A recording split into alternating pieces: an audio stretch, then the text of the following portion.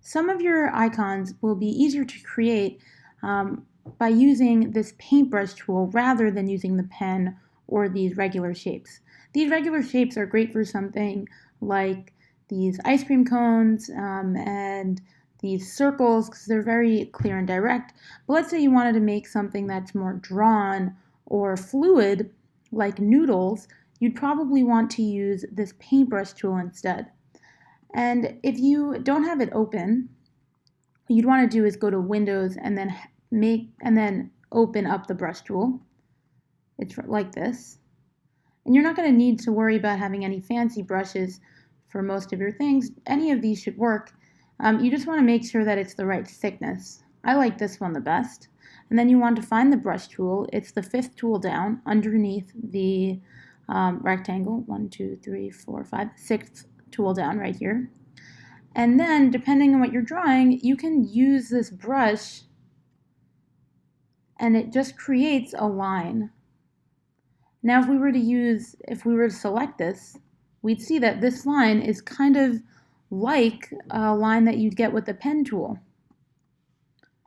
except that it has more dimensionality to it, and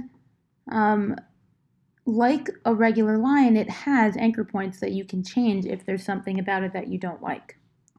What this is good for is if you're trying to make something like noodles, instead of making a mess of points like this, which might you could probably achieve it, but it would just take so long. I'm going to delete this. You could just scribble a blob of noodles with that pen tool, with the paintbrush tool. You might want to change the color on that a little bit. But you can change it to something that looks more like noodles or whatever you want it to be, and then you could probably duplicate it and mess it around. And then you can have this more fluid shape. And remember that there are points if you do want to change anything. Using the brush tool might also be good for something like these saplings. Instead of tracing every part of it using the pen tool, it could be easier to, and I'm just choosing random colors, it could be easier to draw it than paint it, than use the pen tool.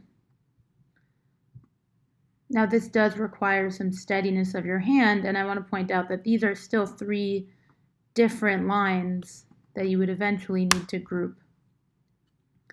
But I do think that using the brush tool is something worth looking into.